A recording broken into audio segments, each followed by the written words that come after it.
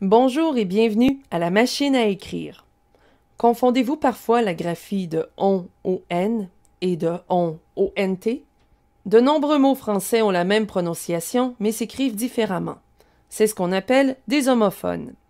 Dans cette leçon, nous allons apprendre à distinguer les homophones on, o-n et on, o-n-t. Commençons par on, o-n.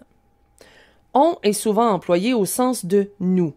Mais du point de vue de la grammaire, il s'agit d'un pronom personnel indéfini à la troisième personne du singulier, ce qui signifie que le verbe qui l'accompagne doit, en toute logique, se conjuguer à la troisième personne du singulier. En fait, on peut être remplacé par le pronom il ou elle. Par exemple, on part en voyage la semaine prochaine. On s'écrit on parce qu'il peut être remplacé par il. Il part en voyage la semaine prochaine. Un autre exemple. On aime le spaghetti. On s'écrit on parce qu'il peut être remplacé par elle. Elle aime le spaghetti. Penchons-nous sur le cas de ont. Ont est en réalité le verbe avoir conjugué à la troisième personne du pluriel de l'indicatif présent, comme dans ils ont ou elles ont. Pour savoir s'il faut écrire ont, il suffit de le remplacer par avait. Par exemple, les enfants ont eu peur du clown. On s'écrit ont parce qu'on peut dire les enfants avaient eu peur du clown.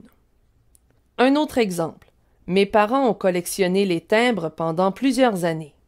Dans cette phrase, on peut être remplacé par avait. On choisit donc ont. Mes parents avaient collectionné les timbres pendant plusieurs années. À votre tour, choisissez entre on et on ont. Dans la phrase, on a eu beaucoup de plaisir. Dans cette phrase, on s'écrit on parce qu'il peut être remplacé par il. Dans la phrase, Roxane et Anna ont marché jusqu'au centre commercial. Que choisissez-vous? ont parce qu'il peut être remplacé par avait. Dans la phrase, ils ont réussi l'examen de français. Cette fois, on s'écrit ont parce qu'il peut être remplacé par avait. Une dernière phrase. Voici toutes les photos qu'on a prises. Cette fois, il faut choisir on parce qu'il peut être remplacé par il ou elle. Récapitulons. Quand il est possible de remplacer on par il ou elle, il s'écrit on. Quand on peut remplacer on par avait, c'est qu'il s'agit du verbe avoir conjugué à la troisième personne du pluriel du présent de l'indicatif. On choisit donc ont.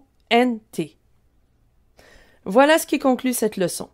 Vous êtes maintenant invité à répondre aux questionnaires mis à votre disposition.